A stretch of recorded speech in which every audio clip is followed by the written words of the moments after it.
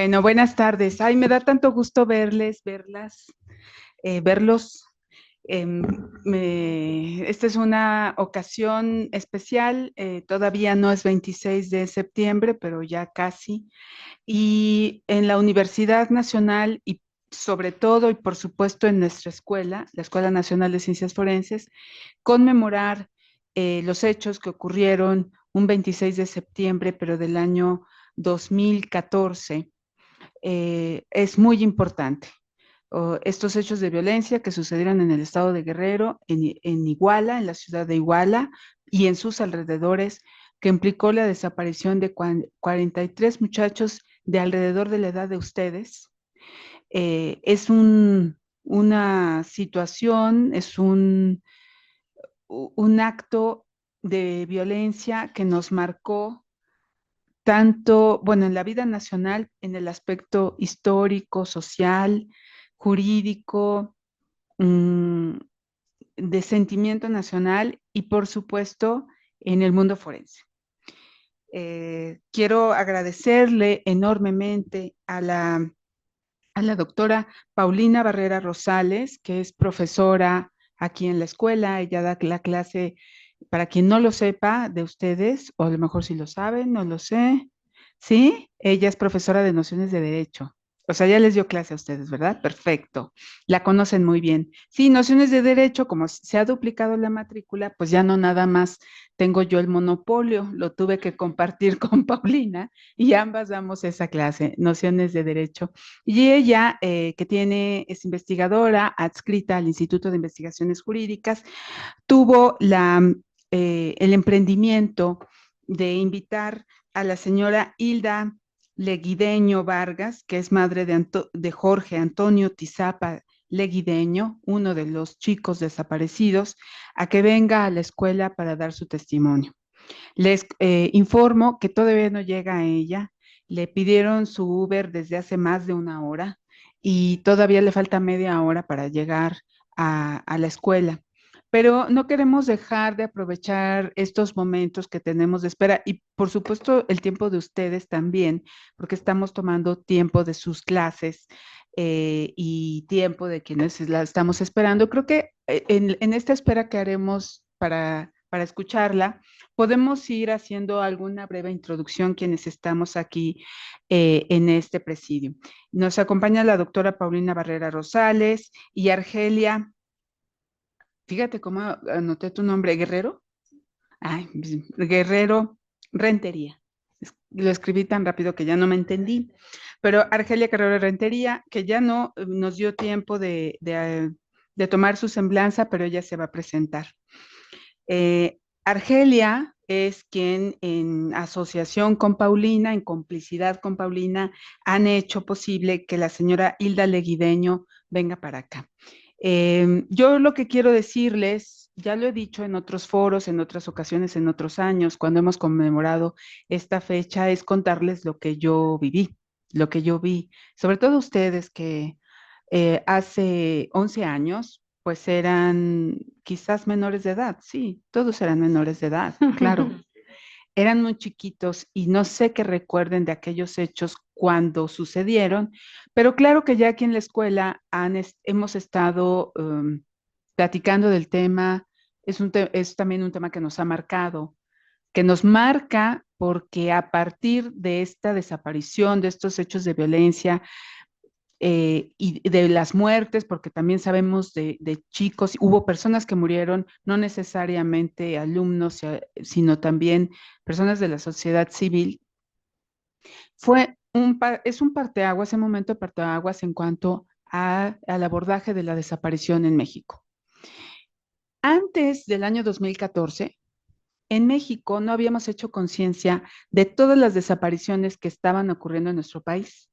No era, desde el punto de vista de seguridad, un tema de suma preocupación por parte de las autoridades. Eh, sí, desaparecían personas, pero no se había evidenciado.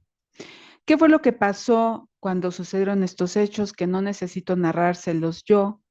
Estoy segura de que todo el mundo aquí sabe las diferentes versiones que ha habido respecto de lo que sucedió aquella noche, pero lo que sí puedo decirles es que a partir de ese momento, la sociedad civil, dícese hoy día madres buscadoras, personas buscadoras, empezaron a organizarse, empezaron a ver organizaciones civiles en el estado de Guerrero y en otros estados en donde se sabía y que estaban desapareciendo personas y dijeron los otros, el grupo de los otros desaparecidos, se formó ese en el estado de Guerrero, porque dijeron, es que no nada más desaparecieron ellos, hay muchos atrás. Como este se volvió el tema, el asunto para el gobierno federal y el gobierno local, empezaron a abrir fosas clandestinas en donde ya se sabía que había fosas clandestinas y abrían una fosa, encontraban cuerpos y decían, aquí no están. Abrían otra fosa, encontraban cuerpos y decían, aquí tampoco. Abrían otra fosa y encontraban cuerpos y decían, aquí tampoco. ¿Pero qué era eso? O sea, estaban abriendo y aquí, y evidenciando que había cuerpos en fosas clandestinas que nadie había ido a buscar, que nadie se había ocupado de identificar, y que entonces eso devela que hay un problema atrás que no se había querido visibilizar. Entonces, de esta manera es como las familias empezaron a organizar, por supuesto las familias madres y padres de los 43 se organizaron y en un rato tendremos aquí a una de las mamás que ha estado en esta organización y que nos dará su testimonio, y han transitado por muchos caminos. ¿Qué es lo que ha logrado de forma muy importante la Organización de Padres de los 43? Que tuviésemos en el año 2017 una ley general de búsqueda de personas, en la que se establecieron dos tipos penales de desaparición de personas, uno de desaparición forzada, que ya existía desde antes, unos años antes, aunque la desaparición fue hasta finales del siglo pasado, en que se reconoció en nuestra legislación. Antes el Estado no reconocía que hubiese desaparición forzada, ¿no? Como también se niega a reconocer que hay tortura. Se negaba a reconocer que había desaparición forzada. Bueno, a finales del siglo pasado lo estableció en el Código Penal Federal, en los locales, pero estaba, digamos, tipificado de forma diferente, ¿no? En cada lugar. En esta ley general, acuérdense que las leyes generales son las que aplican tanto a la federación como a los estados como una ley marco, se establece un tipo penal de desaparición forzada en el que se dice que lo cometen el Estado, ya sea en forma directa o con su aquiescencia. Aquiescencia significa con su intermediación, con su consentimiento, ya sea activo o pasivo, o sea, haciendo o no haciendo. Y el otro tipo penal que lograron las familias fue el de desaparición cometida por particulares. ¿Por qué? Precisamente porque hay desapariciones que se cometen por las organizaciones del crimen organizado, que desaparecen personas y que parece que no podían tipificarse ni como desaparición forzada, ni precisamente como secuestro, que no es lo mismo, ¿no? ¿Qué es la desaparición? La desaparición se traduce en la nulificación absoluta de la persona, en en lograr que perder su personalidad y todos los derechos civiles y humanos que nos son inherentes, ¿no? Es desaparecerla de la faz de la tierra. Un secuestro se comete con el propósito de lograr algo, un pago, un, que se haga algo en favor de la persona que está secuestrando, ¿no? Pero no importa, van a regresar. En esa transacción, vamos a llamarle así, te regreso a tu familiar o a tu ser querido. En la desaparición es exterminarlo. Ha habido varios estudios académicos muy serios que se han preguntado por qué desaparecen las personas en México. Y entonces se ha concluido, por ejemplo, en clasificar quiénes son los que están desapareciendo, digamos, de forma más frecuente. ¿Son más hombres? Sí. ¿Entre qué edades? Los más jóvenes, sí, pero también hay desaparición de mujeres, desaparición de niñas. ¿Bajo qué modus desaparecen estas personas? Eh, Últimamente, y en este año ocurrió, se develó una forma de desaparición sobre la que no estábamos conscientes, que es el reclutamiento para el trabajo forzado. Entonces, estos engaños que tienen muchas personas jóvenes buscando trabajo. eh, y vamos entonces encontrando todos esos recovecos para desaparecer a las personas. En el caso de nuestros 43 muchachos, nuestros 43 compañeros alumnos, la desaparición la cometió, parece ser, el Estado federal con la participación de los militares, con la participación de la Policía Federal, la Policía Local, la Policía Municipal y el crimen organizado. Todos juntos.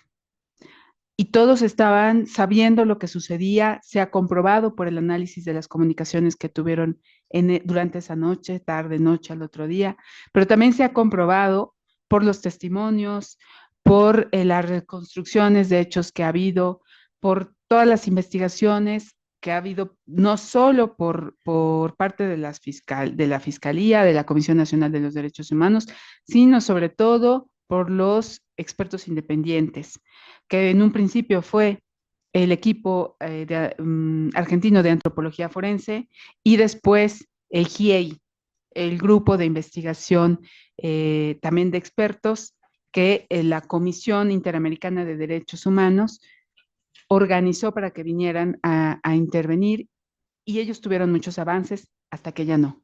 ¿Y cuándo fue cuando ya no? Cuando el Estado mexicano dijo solo en el sexenio anterior, no tiene mucho, que ya no, que no podían entrar a los archivos militares. Entonces, son luchas que ha tenido la sociedad civil, son las madres las que han logrado que tengamos una ley general con el tipo penal, que se reactivara una comisión nacional de búsqueda, que se crearan las comisiones locales de búsqueda, que se creen bases de datos forenses para la identificación y que haya formación de personas. Coincidentemente, nosotros nacimos en 2013. La licenciatura que ustedes están cursando se creó en el año 2013. En 2014, justo en los días en que estábamos inaugurando este edificio, sucedió lo que sucedió. Y por lo tanto, desde ese primer momento, de esos primeros momentos, tomamos la decisión de que teníamos que enfocarnos en formar científicas y científicos forenses que pudiesen ayudar en este grave problema nacional. Así que ustedes están siendo formados para coadyuvar en la investigación de delitos tan graves y de fenómenos tan graves como este. Esto es nuestra materia de estudio, esto nos tiene que simbrar no solo desde lo científico, sino también desde lo jurídico y desde lo humano. Esto nos tiene que indignar. No lo podemos normalizar y tenemos que seguir trabajando con ello para que la formación de ustedes tenga sentido. Su vocación, cada quien la conoce. Cada una y uno de ustedes sabe por qué está aquí, por qué escogió estudiar ciencia forense. Pero yo sí les digo que al egreso, lo que queremos de ustedes es que busquen verdad y busquen justicia. Y que los hechos que ocurrieron en Ayotzinapa hace 11 años no se queden en el olvido. Que sea una bandera por la cual sigamos trabajando, trabajen ustedes y sigamos trabajando nosotros. Y con esto, entonces, le doy la palabra ahora a la doctora Paulina Barrera Rosales. Pues tenemos de ella una muy breve semblanza, la voy a hacer todavía más breve. Como ya les había platicado, ella está adscrita al Instituto de Investigaciones Jurídicas, es licenciada en Derecho, doctora también en Cambio Social y Político por las universidades de Turín y Florencia y pues pertenece al Sistema Nacional de Investigadoras e Investigadores. Primero fue becaria y ahora ya se encuentra adscrita al instituto, habiendo hecho una estancia en el Instituto Max Planck de Derecho Público Comparado y Derecho Internacional en Heidelberg, Alemania. y destaco pues que ella es profesora nuestra, ¿no? Está participando en la formación de ustedes. Gracias, Paulina, tienes la palabra. Muchas gracias, doctora García. Buenas tardes a todas y a todos. Me da mucho gusto ver algunas caras conocidas, mucho gusto ver algunas que aún no conozco. Y sobre todo quiero agradecer a la doctora Zoraida su disponibilidad y sobre todo la generosidad de brindarnos el espacio. Yo tenía también pensado hacer un recuento de el origen de la escuela porque me parece que muestra, además de la generosidad y su sensibilidad sobre la realidad nacional, ¿no? El hecho de que el programa se empezara a trabajar en el 2012, la licenciatura se formara en 2013 y o sea, este caso del que vamos a hablar el día de hoy sucediera el año siguiente, pues no es que la doctora tuviera una bola de cristal para saber qué era lo que iba a pasar, sino que había muchas situaciones y muchos factores en el país que indicaban a que iba a haber cada vez más necesidad de formar a personas como ustedes, que también comparten esa sensibilidad, que también comparten esa preocupación por los problemas nacionales y en particular por este complejo fenómeno que son las desapariciones forzadas. Eh, Sin duda, el problema no es nuevo y no es nuevo en México, ¿no? Sabemos que desde la década de los 70, cuando estaba el terrorismo de Estado, se llevaron a cabo desapariciones forzadas brutales. Se llevó a cabo esta nulificación de la persona, como hablaba la doctora García, y entonces nos lleva a preguntarnos, pues, ¿qué es lo que cambia, ¿no? ¿Qué es lo que hizo que ahora sí estemos reunidas y reunidos en este auditorio? Pues, en primer lugar, que ya no es posible, tristemente, que ya no es posible para el Estado negarlo. Es una situación y un problema tan cotidiano y que nos atraviesa a tantas personas que sería en ese entonces era una insensibilidad, pero en este caso, en este momento sería absurdo que el Estado tratara de esconderlo, que tratara de negarlo. Lo que trata, sin duda, es de negar que exista una crisis humanitaria generalizada en nuestro país. No hay un solo Estado, como ustedes bien saben, que no tenga problemas, casos de desapariciones forzadas, ya sean individuales o colectivas, como el caso del que venimos a discutir el día de hoy. Eh, y no ha habido un momento reciente en el que no exista la participación del Estado. Esa es una cosa con la que también voy a buscar terminar, pero antes quisiera platicar y compartir algunas reflexiones sobre las desapariciones en general, porque como bien menciona la doctora Castillo, no solamente hablamos del caso de Ayotzinapa cuando hablamos de desapariciones. El día de hoy venimos a hablar de ese caso en específico porque muestra algunas cosas algunos de estos problemas de manera muy clara, y también debido a la gran capacidad de organización de las familias, pero pues tenemos más de 130,000 personas desaparecidas. Eso es un dato que para muchas de nosotras ya no es novedad y hasta cierto punto la realidad nos ha desensibilizado, pero escuchar, por ejemplo, personas que pasaron por fenómenos o por problemas de desaparición a partir de las dictaduras militares que hablan de números que quizás son la mitad y que lo transmiten como un trauma generacional, es una cosa que deberíamos tener presentes y que ustedes como futuras y futuros expertos en ciencias forenses, futuros científicos y científicas sociales, tengan presente que no solamente estamos hablando de números, estamos hablando de personas. Son 130,000 personas que no sabemos en dónde están, en México, solamente en México. Afortunadamente, la universidad ha expresado también su sensibilidad en gran medida aprobando y apoyando la iniciativa de la doctora Castillo respecto del problema de desaparición y todo lo que va alrededor de las ciencias forenses, pero también a través de otros programas como el programa el laboratorio, perdón, de Observatorio de Desaparición e Impunidad en México. Este observatorio está compuesto por un grupo de personas que está tratando de responder precisamente al por qué las personas están desapareciendo en el país de manera tan cotidiana y de manera tan, pues casi a la luz del día, en todos los días, ¿no? En nuestra vida. Y encontró este observatorio, perdón, encontró 4 grandes lógicas de la desaparición a nivel nacional al menos. Y de algunas de ellas ya hablaba la doctora Castillo. La primera es una lógica, llama el observatorio una lógica de clandestinidad.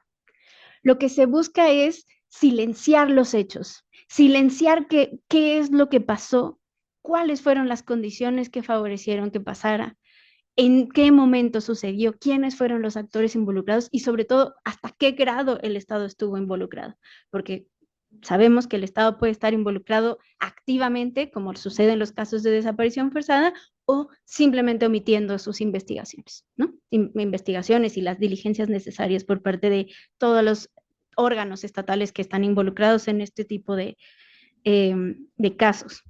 Ocultan información, ocultan hechos, pero también, y esta es la segunda lógica de la que habla el observatorio, también hay una creación o construcción de personas que son desechables.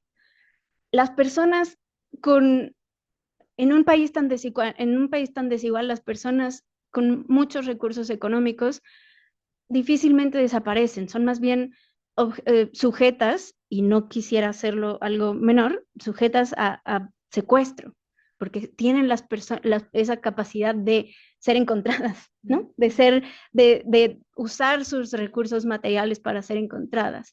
No solamente la desaparición, como lo dice el observatorio, está atravesado por las desigualdades que vivimos todos los días en México, sino que también el hecho de que sean personas desechables o personas a las que se les niega la personalidad, también hace que estemos tentados a hablar de números y de casos y de despersonalizar de quién estamos hablando. Que estamos hablando de personas que tienen una constelación de relaciones afectivas, sociales, profesionales, que desaparecen, que de un momento a otro ya no están. Otra de las lógicas de las que habla el Observatorio de Desaparición e Impunidades es que la pérdida en este caso la pérdida es una pérdida ambigua. Como ustedes bien saben, a diferencia de casos como los homicidios o de otro tipo de violaciones graves a derechos humanos, la desaparición forzada es una violación a derechos humanos continua. Es algo que no deja de existir en el momento en el que tomaron a la persona, como sucede, por ejemplo, también con las agresiones físicas, con la violencia. La violación a derechos humanos que compone las diferentes violaciones a derechos humanos dentro de la desaparición forzada son pérdidas que continúan hasta el momento en el que se encuentra la persona y que continúan la violación a las familias que no saben en qué término hablar de sus familiares. La decisión que han tomado las familias, y ante estas lógicas quisiera yo retomar eso, es nombrarlas en el presente. Porque ante la duda, ante la ambigüedad que propone el Estado, las familias y las personas buscadoras proponen la certeza de apostar por la vida. Pero me estoy adelantando. La cuarta lógica que encuentran el Observatorio sobre Desaparición e Impunidad en México es que cuando hablamos de desaparición forzada no podemos dejar de hablar también de que es parte de una economía política. Las personas que desaparecen, y creo que Argelia nos va a compartir sin duda la conexión en este caso concreto que queda tan claro, hay una conexión que no podemos dejar de señalar entre los procesos económicos que están detrás y los casos de desaparición forzada. El caso de Ayotzinapa es un caso clarísimo. Frente a estas 4 lógicas, las familias, las madres, los colectivos de personas buscadoras han decidido responder de manera clara y contundente. Frente a esta lógica de la clandestinidad, lo que buscan las familias es visibilizar estos casos. Y este evento es uno de esas herramientas de las que afortunadamente tenemos el espacio para brindarles desde la universidad, pero para contrastar esta intención activa de borrar la información y de borrar los hechos y de borrar la identidad de las personas que nos hacen falta. Ante esta ambigüedad de la pérdida, les nombramos. El día de hoy tenemos el honor de contar con una de las madres de los estudiantes desaparecidos de Ayotzinapa y podemos decir su nombre. Podemos decir que es Jorge Antonio el que nos hace falta. Jorge Antonio y sus 43 compañeros desaparecidos en esa noche. Frente a esta economía política de las desapariciones y la construcción de personas desechables, las personas buscadoras, las madres han apostado por recuperar estas historias de vida. Estoy segura, y les prometo que no nos pusimos de acuerdo con doña Hilda, pero estoy segura que lo que va a venir a contarles es una historia de vida. Es la historia de Jorge Antonio, es la historia de sus compañeros, la historia de la organización que tienen detrás las escuelas normales. Y esa organización, esa insistencia hasta el cansancio, que seguramente se imaginarán que después de 11 años el cansancio empieza a ser abrumador, pero que después de 11 años siguen insistiendo en que esta búsqueda, en este contexto de crisis humanitaria en el país, de desaparición forzada generalizada, de tortura generalizada en el Estado mexicano, ellas y ellos insisten a luchar desde y por la vida. Y pues quisiera cerrar con esta parte del Estado que les decía en un inicio. Es verdad que el Estado fue responsable de la desaparición forzada de los 40, de más de 43, ¿no? De todas las personas que sobre las que discutimos cuando hablamos de desaparición forzada. Es verdad que fue el Estado el que lo hizo, es verdad que es el Estado el que oculta esta información, pero también la Universidad Nacional es parte del Estado. Y desde este rinconcito del Estado que podemos hacer, en lo que podemos hacer, desde la academia, desde la universidad, estamos tratando de contrarrestar esas lógicas y esos factores que permiten que siga habiendo más de 130,000 madres, más de 130,000 familias que no saben dónde están sus seres queridos. Muchas gracias por estar aquí, gracias por su paciencia. Y pues ahora le regreso el micrófono a la doctora. Sí, cómo no, muchas gracias, Paulina. No. Vamos ahora a darle la palabra a Argelia Guerrero Rentería, que me ha prometido que ella misma se presenta. Por favor, Argelia. Bueno, muchas gracias por la palabra. Nunca me gusta abundar mucho en la presentación. Soy Argelia Guerrero, yo soy egresada de esta universidad de la Facultad de Filosofía y Letras y del Instituto Nacional de Bellas Artes. Soy una ejecutante de danza clásica y contemporánea y soy docente de danza. Y entonces, de pronto, pues la duda es cómo es que acompaño una situación o una condición de desaparición forzada, como es el caso de Ayotzinapa.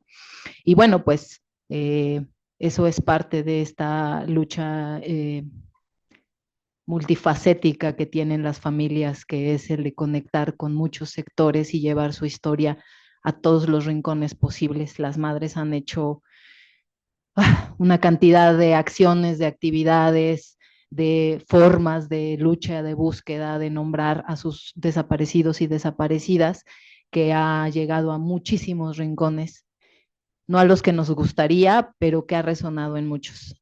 Yo soy una de ellas y pues si bien previamente cuando suceden la marcha por paz con justicia y dignidad encabezada por Javier Sicilia ya se nombraba esta tragedia sobre la desaparición forzada de personas y el asesinato violento por esta mal llamada guerra contra el narcotráfico, es el caso Ayotzinapa el que nos abre esta gran cloaca que es esta pesadilla de la desaparición forzada de personas. Y cuando yo me entero de esa situación, de ese caso, mi vida no volvió a ser nunca la misma, ni la de mi familia, ¿no? Para mí a 11 años sigue siendo muy complicado ir a la escuela, enseñar, comer con mi familia, festejar cumpleaños, festejar Navidades, sabiendo que hay más de 130,000 familias que no tienen esa posibilidad, ¿no? O sea, la verdad es que para mí es incomprensible ver el mundo rodar y el mundo girar y el mundo continuar cuando tenemos estas dimensiones de la tragedia. Entonces, esa es la razón por la que me encuentro aquí y por la que acompañamos a las familias de Ayotzinapa y de otras compañeras que tienen parientes, hijos, hijas, desaparecidos, desaparecidas. Ya llegó doña Hilda. Muchos de ustedes acaban de afirmar que conocen el caso Ayotzinapa. Permítanme ponerlo un poco en duda porque ni siquiera nosotros entendemos en su totalidad porque no nos han permitido acceder a la verdad, qué es lo que sucedió con el caso Ayotzinapa, ¿no? Afortunadamente existen varios informes que un grupo de expertos independientes realizó, en donde existen trabajos muy, muy profesionales, muy comprometidos y muy humanos de antropología forense, de rastreo de sábanas de llamadas, de testimonios de las familias, de testimonios de los muchachos, de muchísimos trabajos profesionales que acompañaron esto en busca, en busca de la verdad y de la justicia para este caso. Yo a ustedes como estudiantes, pues les recomiendo darle una lectura puntual, porque el caso Ayotzinapa a veces, ustedes eran muy jóvenes, para quienes lo vivimos, lo pensamos como un momento, ¿no? Como una situación en donde se llevan a los muchachos en un momento y en un espacio. Lo que sucedió en el caso Ayotzinapa fueron varios momentos y varios espacios y varias víctimas de manera simultánea en muchos lugares, ¿no?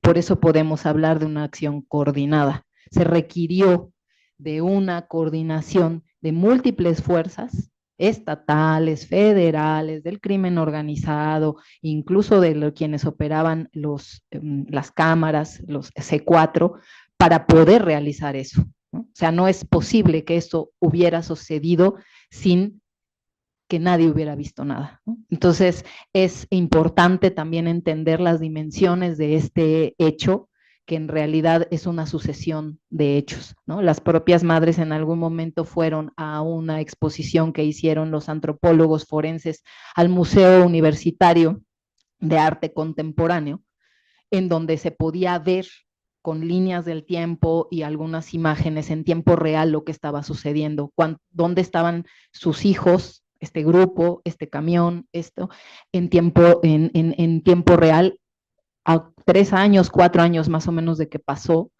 y varias de ellas decían, apenas estoy entendiendo dónde estaba mi hijo, qué pasó, estoy entendiendo las dimensiones, ¿no? de esta situación y de este horror, ¿no? Entonces, es importante también darle la dimensión a esto, ¿no? Yo hoy que acompañaba a las familias y que las veía marchar, decía, ¿cómo es posible que podamos tener 43 muchachos que de pronto, ¡pum!, no están y a 11 años sigamos pues como si nada, ¿no? Es increíble, ¿no? O sea, a mí me conmueve hasta la lágrima pensar en que eso sigue impune y sigue sin tener verdad y sigue sin tener justicia. Y claro, entre más avanza el tiempo, más se complejiza el caso, más noticias surgen, que si detenciones, que si no detenciones, que si liberaciones, que asesinatos de testigos, que cambio de fiscal 1, que cambio de fiscal 2, que si el GIEI viene, que si el GIEI se va, que si el GIEI se queda, que si el GIEI regresa. Son 11 años de acciones que yo pues sí les invito a dar seguimiento. Creo que los informes, si doña Hilda no me deja mentir, los informes del grupo interdisciplinario de expertos independientes son los que más se acercan a lo que podemos ir trazando como líneas de investigación y que nos van a ayudar a entender por qué cuando se topa con los archivos del ejército, que para muchos de nosotros es muy duro ver cómo alguien estaba viendo cómo estaban baleando a jóvenes en tiempo real y no hizo nada, híjole, es bien duro y bien indignante, ¿no? Cuando se llegaron a esos informes, es cuando toda la voluntad política de todo el espectro político del que podamos hablar hoy en México cerró las puertas. Le cerró las puertas a las familias, le cerró la puerta a las madres, le cerró la puerta a los padres, a los alumnos, que lo único que han exigido durante todos estos años es verdad y es justicia. Me atrevo también a decir que en algunos ámbitos, incluso de los gobiernos progresistas, se han atrevido a decir que las madres quieren dinero, ¿no? Y al día 1 o 2 de la situación con sus hijos, pues ¿qué creen que es lo primero que ofreció el Estado para cerrar el caso? Es lo primero a lo que acuden, pensando que con eso se pueden callar conciencias. Y en muchos casos sí, pero cuando está un hijo, una hija de por medio, la cosa cambia, porque ahí está el amor y la dignidad de las familias. Y ellas dijeron, yo no quiero dinero, yo lo que quiero es la presentación de mi hijo, quiero saber dónde está, quiero abrazarlo, quiero verlo, quiero traerlo a casa, con bien. Y eso para la gente en el poder es impensable, ¿no? O sea, como que a ellos les pones un fajo de dinero y adiós principios, adiós ética, adiós humanidad. Entonces, para ellos es pensable, ¿no? Pero para las familias no. Entonces, 11 años han pasado en donde nos hemos encanecido juntas, hemos enfermado, las hemos visto enfermar, hemos perdido a varios de ellos. Y en esta lógica que planteaba la doctora Paulina respecto a este crimen continuado que es, muchos de ellos han muerto, no están hoy con nosotros y siguen siendo víctimas, siguen padeciendo la violencia del Estado porque se fueron sin saber el paradero de sus hijos. Es como el colmo de la deshumanización pensar que alguien que ya no tiene aliento de vida sigue siendo víctima de tortura al no saber de su ser querido desaparecido. Eso a veces no lo dimensionamos. Entonces, yo me siento muy agradecida por el espacio que hoy hay aquí, pero principalmente ahora que está aquí doña Hilda, pues quiero decirle que para mí, para mi familia ha sido muy duro acompañarles, pero ha sido también una lección de amor y de cariño que este país a veces creo que no se merece, ¿no? O sea, pensar en hasta dónde ha llegado una madre a 11 años y todo lo que ha resistido, decía doña Cristi, yo pensaba al principio que no iba a aguantar, que me iba a morir, ¿no? Sin saber de mi hijo. Y aquí estoy, aquí sigo. Entonces, tener el privilegio de ver de pronto este ejemplo, de verlas de pie, de verlas enteras, de verlas que pasa uno, que viene otro, que hay una luz de esperanza, que hay una decepción, que perdemos compañeros, que perdemos compañeras, y ellas siguen ahí. A mí me parece que también hay que dimensionar la calidad humana de estas personas cuyo único móvil es el amor por la vida, es buscar vida en estos momentos en que la muerte nos respira aquí. Y no voy a abundar en cómo nos respira la comunidad universitaria, porque llegó a la comunidad universitaria. Y lo sabíamos hace 11 años, y lo sabíamos hace 20, y lo supieron nuestros padres hace 50. Y aquí la tenemos. Y entonces yo terminaría con una interpelación muy zapatista que dice, ¿Y tú qué? Frente a esto, ¿tú qué? Muchas gracias y pues la palabra para doña Hilda.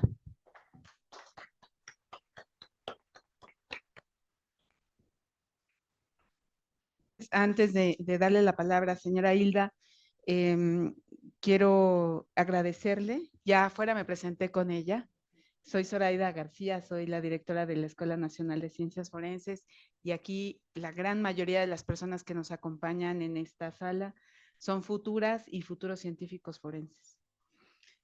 Saludo también a quienes no lo son, pero que también son solidarios con este tema y a quienes nos están escuchando por las redes sociales y quienes nos escucharán cuando puedan ver la grabación. Es para nosotros, para esta comunidad, un honor recibirla. Antes de que usted llegara, estaba yo diciendo que el 26 de septiembre del 2014 estaba inaugurándose este edificio y los hechos de Ayotzinapa marcaron el rumbo de nuestro programa y de nuestro plan de estudios. Entonces, las personas que se están aquí formando, los que ya egresaron, muchos de ellos están trabajando en la búsqueda e identificación de personas. Sea usted bienvenida, tiene la palabra. Buenas tardes a todos. Mi nombre es Hilda Legideño Vargas. Mi hijo es Jorge Antonio Tizapa. Una disculpa, pero ver a jóvenes siempre recuerda pues a mi hijo, ¿no? Hemos caminado 11 años, ha sido difícil. Desde la desaparición de nuestros hijos, nos hemos tenido que salir de casa, cambió toda nuestra vida. Yo era ama de casa, tenía que cuidar a mis hijos, mandarlos a la escuela, a trabajar para darles el alimento, la escuela, ¿no? El papá de mi hijo emigró a Estados Unidos hace 25 años y pues nos dejó solos, ¿no? Tuvimos que salir adelante.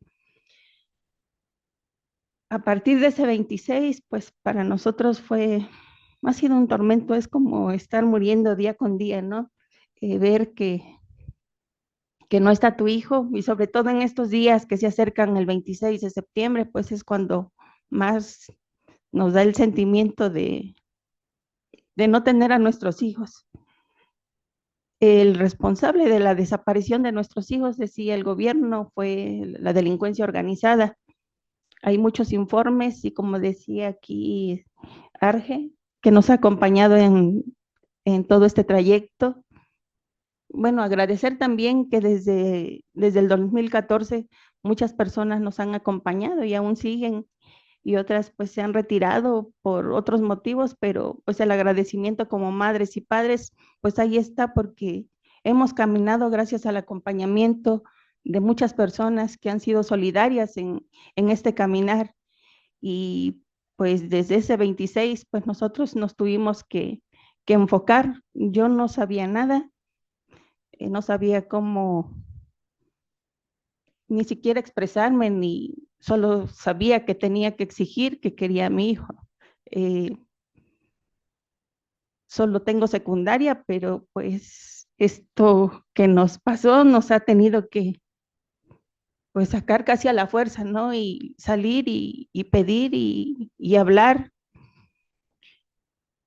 Cuando desaparecieron nuestros hijos, el gobierno dijo que fue la delincuencia organizada, pero después, con la ayuda del grupo de expertos que son los que marcaron la verdad, porque el gobierno quiso darnos cuerpos, nos dijo, encontraron fosas, no nos los dijo directamente, no lo supimos por los medios, que ya habían encontrado a nuestros hijos en fosas. Para uno darse cuenta por medio de un periódico y ver las imágenes tan crueles, pues se siente uno morir, pero como le dijo una compañera, todos estos tiempos sentimos que morimos día con día, ¿no? Es como una muerte lenta que vamos pasando, pero pues por un hijo tenemos que seguir adelante, no podemos dejarlo, no es una cosa material, no es algo que podamos olvidar en el camino, ustedes son hijos, algunos son padres, saben cuánto amor se le puede tener a un ser querido, ¿no? No se puede dejar y decir, pues no, ya desapareció, pues ahí lo voy a dejar. Sí, nos ofrecieron dinero, fueron a nuestras casas. Yo en ese día no estuve, estuvo mi hijo, un joven de 17 años, que fue el que me ayudó demasiado a salir adelante. A él le dijeron que había más de 1 millón de pesos para lo que nosotros necesitáramos, que nos podían dar carro, casa o lo que nosotros pidiéramos. Mi hijo se enojó y los corrió de la casa, dice yo, lo corrí. A veces decimos, pues son las madres, son los padres, pero no, es toda una familia. Están los hijos, están los hermanos. Mi hijo ya es papá, tiene una niña, tenía 1 año cuando él desapareció. Así que pues el gobierno pues no le importa, pensó que con dinero podía borrar el cariño o el amor de un hijo. El amor de un hijo nunca, una madre nunca va a olvidar a sus hijos. Estén grandes, estén chicos, siempre los llevamos en el corazón. A partir de la desaparición, pues tuve que salir adelante. Me tocó, después de la desaparición de nuestros hijos, me tocó ir a la ONU a denunciar al gobierno mexicano. Cuando me mandaron, pues era un caos, yo no sabía ni qué. Eh, Estaba en el aeropuerto, vi un avión enorme y lo que dije, ¿qué hago aquí? No sabe uno, pues ni qué, ¿no? A lo que le dije a mi hijo, pues por ti tendré que hacer lo que sea necesario. Hemos hecho de todo y vencer los miedos para poder pues, salir adelante. El temor siempre lo tenía para hablar en un micrófono, ahora tengo que exteriorizar pues que me falta mi hijo, que faltan 43 jóvenes que fueron desaparecidos, pero gobiernos llegan, gobiernos se van y es lo mismo.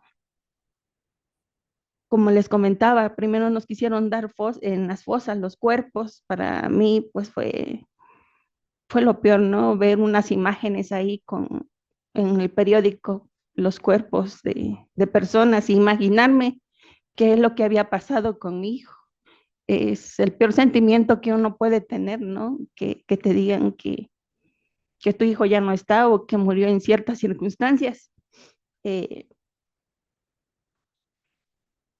Por eso tuvimos que solicitar el apoyo de peritos argentinos, porque en esas imágenes también estaba la cruda realidad de lo que es Guerrero.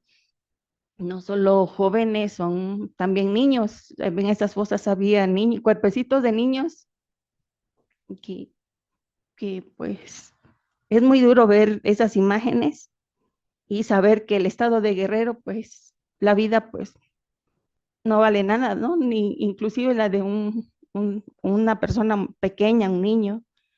Así que como vimos las mentiras, pues ahí nuestros abogados dijeron que se tenía que solicitar el apoyo de expertos, los peritos argentinos. Es por eso pues que se solicitaron, ya después desmintieron, el gobierno dijo que en esas fosas estaban nuestros hijos, siguieron encontrando más fosas, ya después no era una, ni dos, ni tres, fueron varias y sigue habiendo todavía fosas en el estado de Guerrero, porque la delincuencia y los gobiernos, pues no les importa lo que le pase a su población. Así que pues tuvimos el acompañamiento de peritos argentinos y es ahí donde nos dimos cuenta que el gobierno pues miente, ¿no? Entrega cuerpos que no son, a muchas familias, a cuántas no han engañado y no saben el sufrimiento que tiene uno, ¿no? Por saber si es o no es tu hijo. Así que pues al ver que este gobierno intentó mentirnos, pues solicitamos la intervención de expertos. Se formuló después la verdad histórica por parte de Murillo Karam, donde decían que nuestros hijos, otra noticia que también nos destruyó, e imaginarse que a tu hijo lo quemen o que todo eso, al gobierno no le importaba dar o destruir cada, cada noticia que nos daban, ¿no?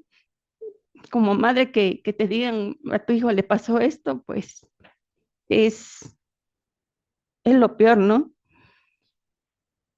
Así que pues solicitamos también nuestro gobierno, bueno, nuestros representantes solicitaron la intervención de un grupo de expertos, porque si ya nos habían mentido una vez y como le dijimos, ya no creemos en este gobierno, necesitamos la intervención de otras personas que no sean mexicanas. ¿Por qué? Porque nos mintieron, porque en un principio las fosas, después el basurero de Cocula, ¿y qué pasó? También lo del basurero de Cocula resultó mentira. El grupo de expertos hizo sus investigaciones, son los únicos, como les digo, que ellos son los que han trazado la verdad a lo que ha sucedido. Desenmascaró la complicidad de las autoridades, tanto estatales y federales. Aquí todos tuvieron conocimiento de lo que pasó esa noche.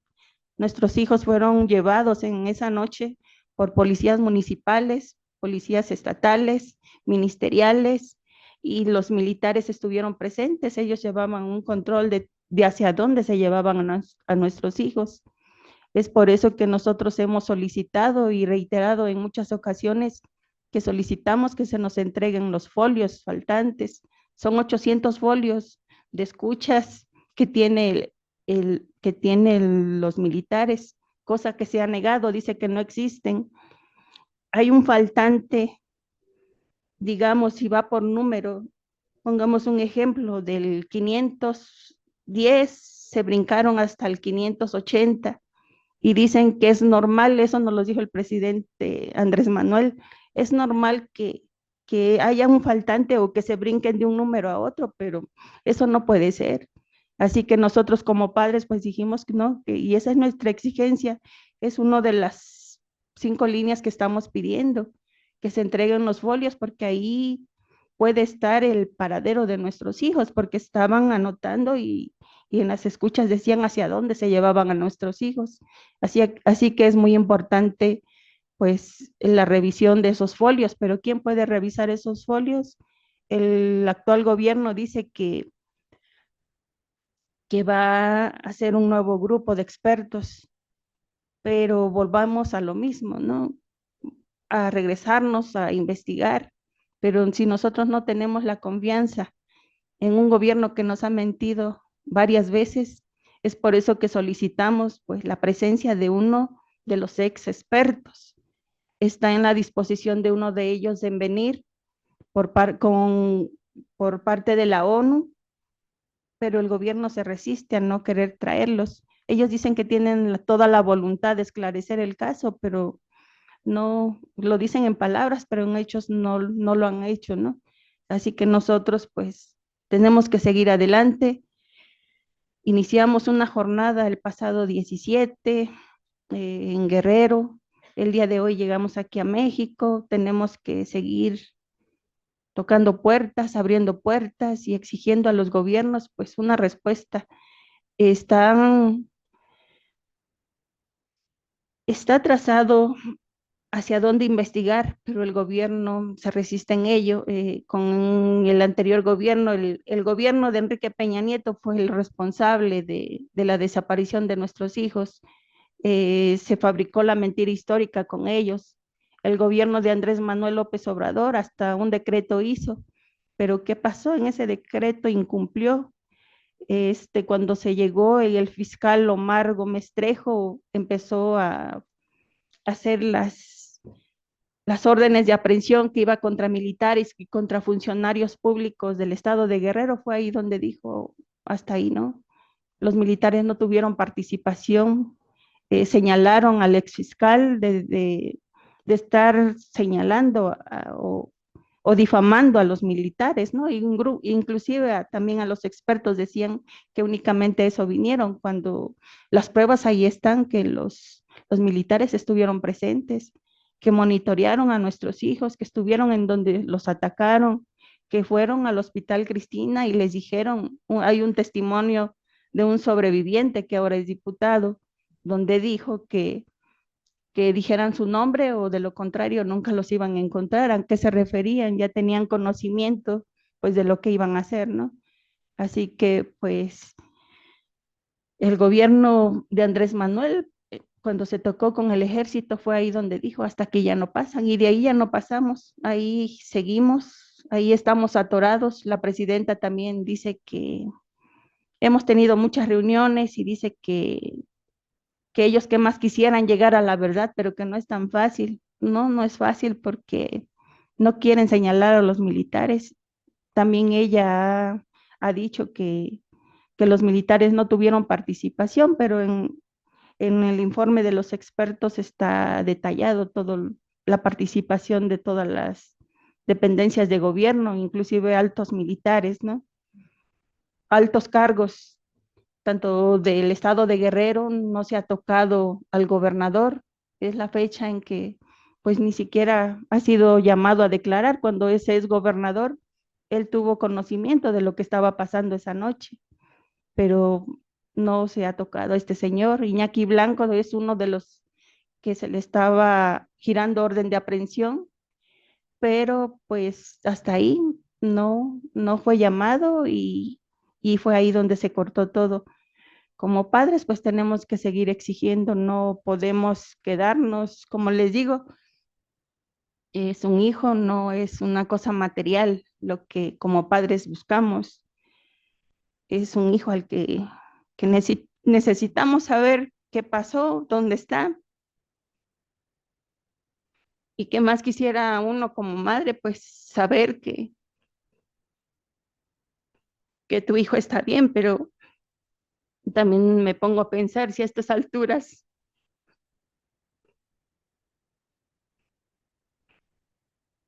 si mi hijo lo tienen por ahí, pues no sé en qué condiciones esté, ¿no? Así que pues nosotros seguimos, queremos pues, saber la verdad, eso es lo único, el motivo que nos mueve a seguir adelante. Mucha gente nos dice, pues ya ha pasado mucho tiempo, ya lo superaron, ¿no? Ya regresense a sus casas, pero créanme, ir a casa, ver sus cosas y que ellos no estén, pues no se puede. Este sentimiento que trae uno siempre aquí, pues no nos deja estar en paz. Es por eso que tenemos que seguir, no podemos estar en casa, como mi hijo me dijo en una ocasión cuando ocurrió la desaparición de mi hijo, de Jorge. Mi hijo, el más chico, tiene 16, 17 años. Me veía mucho llorar y me dijo, te la vas a pasar llorando o vas a buscar a tu hijo.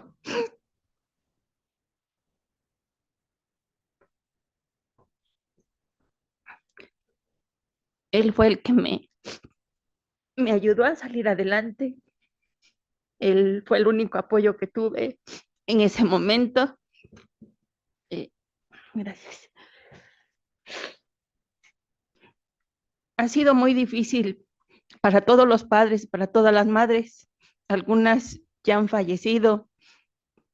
Este sentimiento que nosotros cargamos, pues no se lo deseamos a nadie. Sabemos que siguen las desapariciones y créanme que entendemos a todas esas personas que salen a buscar, pero para mí es muy difícil. Hemos vivido lo peor con todos estos gobiernos, tanta mentira que nos han dado y, y vemos que muchas personas salen y buscan en campo, buscando en fosas. Es un sentimiento muy fuerte encontrar pues, a su ser querido, ¿no? De esa manera o en otras condiciones.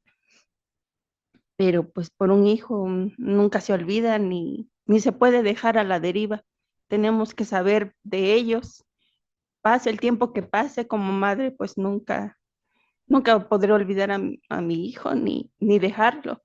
Es por eso que tengo que seguir. Y pues siempre hemos estado acompañados, caemos, nos levantan las organizaciones, los colectivos, muchas personas solidarias han estado ahí presentes. Es difícil, pero pues seguimos gracias al acompañamiento, pues de todas esas personas que han estado y, y pues les doy las gracias por escucharme. Como les digo, quizá no pueda expresarme quizá bien y lo único que sé que es que quiero pues ver a mi hijo, ¿no? Que esa es la demanda que siempre hemos traído como madres, como padres y pues seguimos. Les agradezco que me hayan escuchado. Como les digo, verlos a ustedes me recuerda a mi hijo que tenía esas ganas de estudiar, de salir adelante. Tiene su niña, en ese momento tenía 1 año, ahorita ya la niña tiene 10 y es una niña que ha quedado pues sin papá por todo esto que vivimos aquí en el pueblo mexicano, ¿no? Que unas vidas tienen valor y otras no, las de los gobiernos, las de los hijos de los pobres no tienen el valor, nos engañan, nos mienten y nos quieren comprar con dinero para que nosotros ya no sigamos exigiendo. Como hemos dicho a la presidenta, nosotros vamos a continuar, no podemos quedarnos como si nada hubiera pasado. Sabemos que no pasó en su gobierno porque hay veces que se molestan que uno les exija en las investigaciones. No pasó en su gobierno, pero son gobierno y tienen el deber de dar verdad y de justicia y no repetición. Así que pues tenemos que continuar, sea, como padres, como madres, hasta saber de ellos. En verdad, jóvenes, pues muchas gracias por escucharme y una disculpa, pero hay veces que no quisieran ya no llorar, pero pues no se puede. No olvidamos y caminamos con este dolor, pero también con este amor por, por nuestros hijos, ¿no? Ustedes, hijos, saben cuánto amor les tienen sus madres y pues a valorarlos y ustedes a seguir adelante, va a cumplir sus sueños y muchas gracias. Gracias por escucharme.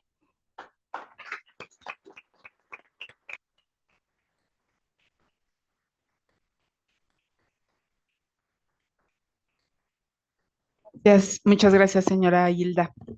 Este aplauso se lo damos con mucho cariño, con mucha solidaridad y estoy segura que convencidos y convencidas todos de que eh, Ayotzinapa no se olvida y que vivos se los llevaron y vivos los queremos.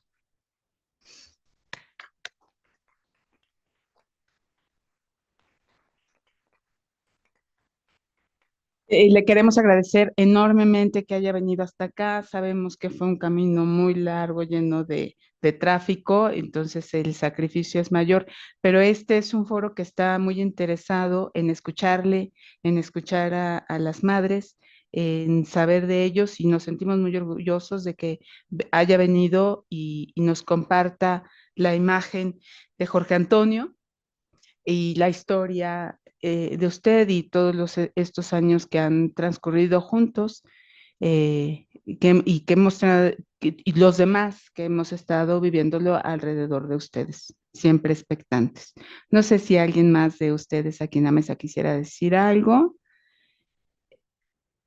o vamos cerrando. Bueno, yo nada más quisiera justo cerrar Muy bien. reforzando un poco esto que platica doña Hilda y que conmueve muchísimo, como les decía al principio, uno cuando ve las historias deja de ver números, ¿no? Y cuando deja de ver la nota así nada más como los 43 de Ayotzinapa, cambia radicalmente cuando uno sabe quién es Jorge Antonio, ¿no? Quién es Jorge Álvarez, quién es Benjamín, ¿no? Y cada una de sus madres y el inmenso cariño que le tienen. Y la conclusión que yo quisiera reforzar es, ustedes van a ser profesionales de eso y van a acompañar esas historias y esas vidas y que no se olvide, ¿no? Porque justo lo que nos está contando doña Hilda son dos caras de una moneda. Cuando los expertos independientes llegaron con ella, me voy a atrever a ser indiscreta, pero formaron parte del grupo de madres. Conocieron sus historias, hablaron con ellas, empataron con sus familias, se acercaron a estos seres humanos que están padeciendo esto Y por otro lado tenemos a las fiscalías y a todas las estructuras de gobierno que no paran de decirles esto, ¿no? O sea, como, ¿y yo qué? Si yo no fue en mi gobierno, y ya se les entregó, y sí, no, y venga mañana, y venga pasado, con una deshumanidad que impresiona, ¿no? O sea, yo, insisto, no puedo escuchar a doña Hilda y quedarme así, decirle, bueno, venga mañana. O sea, pero pasa, ¿no? Entonces, estas dos caras de cómo hablaba la doctora, una vocación se ejerce, ¿no? Y entonces, como no dejar que esta insensibilidad nos aborde y abrirnos a esas historias y agradecerle tantísimo a doña Hilda y a las madres que están dejando de por medio tantas cosas para recordarnos lo que es el amor y lo que es la dignidad y la memoria. Muchas gracias. Paulina. Gracias. Pues quisiera de nuevo agradecer a doña Hilda por acompañarnos. Gracias por compartirnos su historia. Gracias por compartirnos la historia de Jorge Antonio. Y quisiera a quienes nos acompañan en el auditorio, que muchas y muchos de ustedes van a ser científicas forenses, quizá no necesariamente específicamente en el relacionado, su actividad va a estar relacionada con la desaparición forzada, ¿no?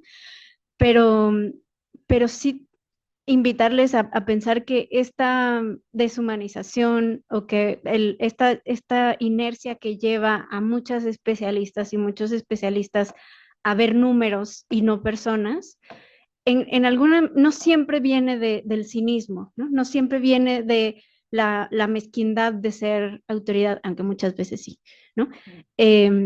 Sino también suele ser una reacción a lo abrumador que es nuestra realidad.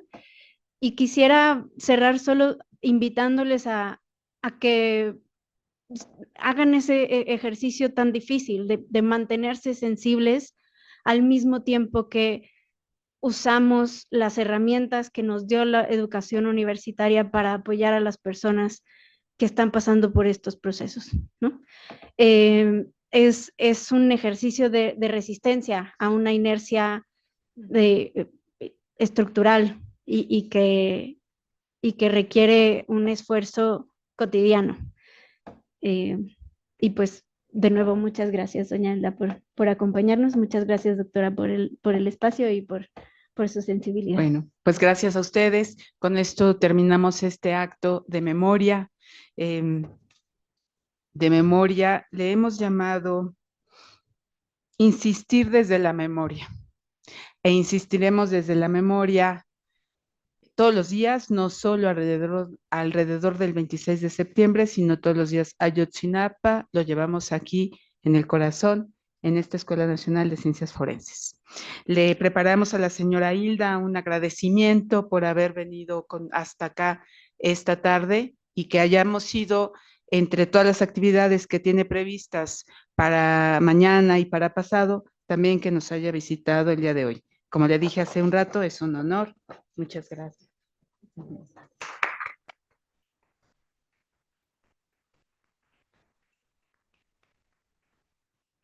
Pues un reconocimiento a Paulina.